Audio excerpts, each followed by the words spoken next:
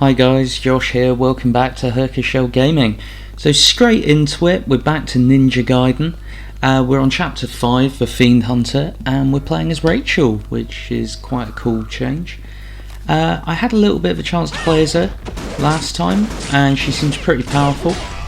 Oh, that's cool. It's nice, when she dodges it's quite interesting, because she kind of rolls over back of them, leaving them vulnerable, which is really quite cool. That's one of my problems with playing as Ryu actually, is I tend to find the rolling, it feels quite sort of clunky, it doesn't feel very fluid. It sort of feels, best way to kind of describe it to you, it's almost like you're on a kind of forwards, backwards, left, right axis. It doesn't feel like you can kind of roll diagonally, it's a bit weird. Okay. Oh, cool, aerial combo. Nice. Not a fan of these grenade launch guys. Oh, there we go, I like that move. And she seems to do a lot more damage as well, which is pretty good. Okay, so we've got a locked door. I'm guessing naturally we have to open it. So what's lurking up here? Anything decent? Oh, okay. Got some nice, okay. Whoa. She's pretty awesome. Oh. There we go, kill a few guards and a key pops up. Lovely.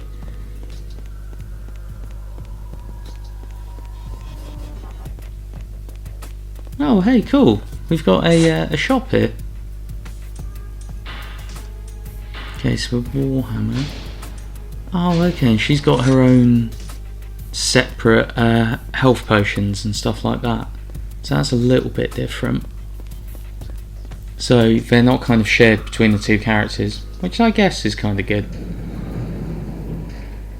Oh, these early 2000s games, they absolutely loved locking you in and making you fight hordes of enemies. So we've got some actual demons here, which is quite cool. Notice the green blood.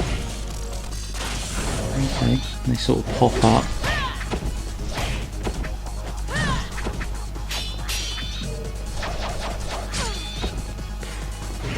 That's the problem in this game, you miss a combo like those kicks and you're going to get punished for it. I actually read a really interesting article the other day about kind of the difficulty of Ninja Gaiden. Oh, artistic camera shot there. And it was really fascinating, because they were saying one of the key things about the series and what they were really going for was the fact that just your typical fodder enemies in most games can kill you. And I was thinking a lot about it and comparing it to kind of Bloodborne and Dark Souls. And I mean, I'm sure there's people who would argue otherwise, but certainly I guess this was one of the kind of big times that happened in these like 3D home consoles prior to Demon Souls coming out, where, you know, just your basic enemy you have to be kind of slightly cautious about, because else they can just kill you really. I think it's quite oh, that was cool, that was really cool. Yeah, I think it's interesting how difficulty in games has kind of progressed, because it sort of goes backwards and forwards a bit. Because you had those kind of really hardcore NES games, like the very original Ninja Gaiden, which were ridiculously difficult. I mean, I think things kind of sort of chilled out a little bit with PS1, depending on what you were playing. And PS2 had a bit of a mix, but seems around this time as well, kind of mid to late kind of 2000s, where things start kind of spiking a bit more again.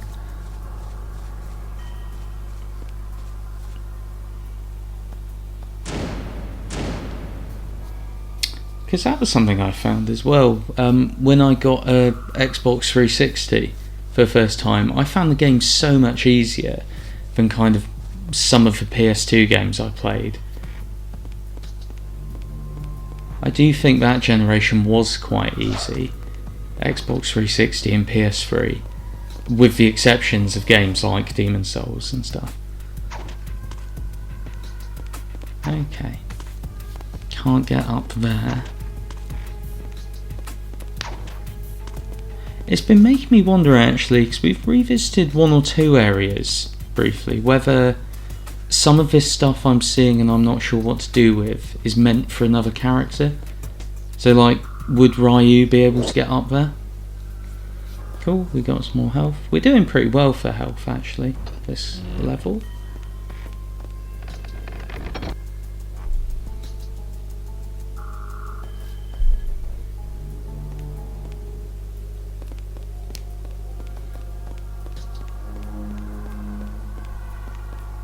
Okay, this looks like an arena for a fight. How do we trigger them? Here we go.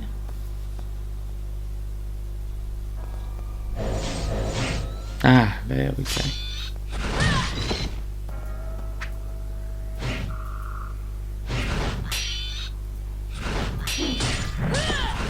Cool, little counter attack there.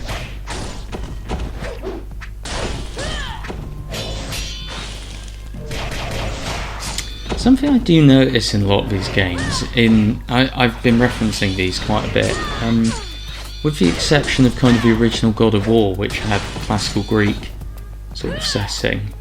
I mean, a Devil May Cry, Bayonetta, Ninja Gaiden, they've all got very, very similar environments. It's always quite like gothic cities, churches, cathedrals, all that kind of stuff.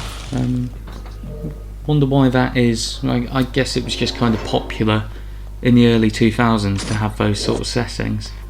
Libraries as well.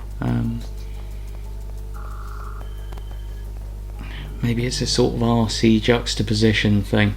You've got all this sort of carnage and bloodshed taking place in these really fancy places. I guess maybe it was the graphics at the time. It was kind of quite impressive. Okay, so we need to find something to fit in there.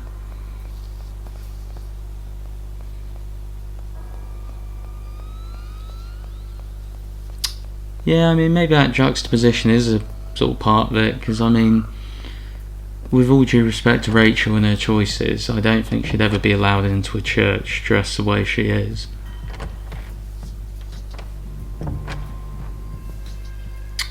Ah, speaking of libraries, we've got an archive. Ooh, that was a nasty little ambush. Cool. Need to be mindful of health here.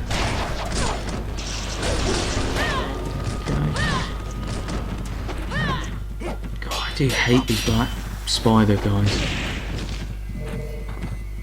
I almost called them Black Dragon, but I'm pretty sure that's Mortal Kombat.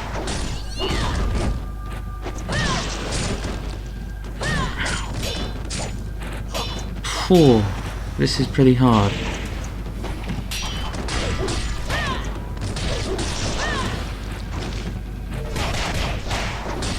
I want to do a thing where I cut their head off after rolling over them again. Okay, well, we cut his head off. Cool. That seems to be them.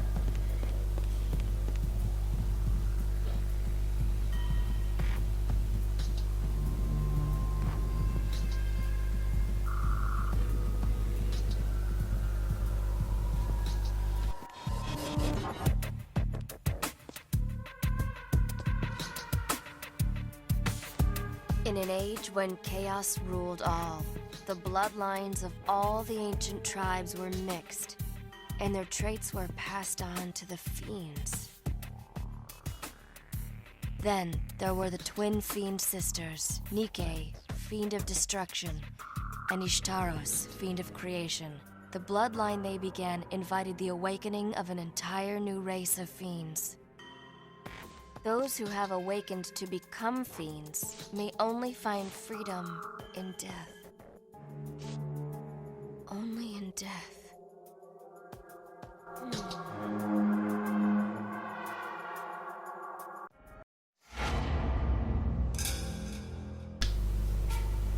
Okay, wow, that was a really short chapter. I suppose we've had a couple of long ones recently, to be fair. And how did I do? Novice. So I'm a better ninja than I am hunter, clearly.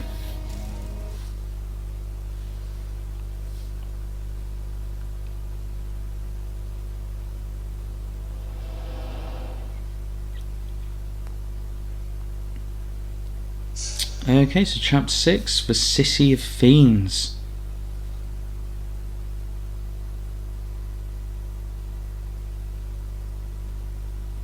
Okay, so we're still trying to figure out the whereabouts of Doku, basically. Nice, and we've got one of those right away. So I'll leave that there for today, guys, for this part. I know it was a bit of a shorter one, but I have been making some pretty long videos anyway, and it gives you guys a break from me droning on for a little while. But thank you so much for watching, guys. Please remember to like and subscribe if you enjoyed the video. Thank you very much. Take care, and I'll see you next time. Bye bye.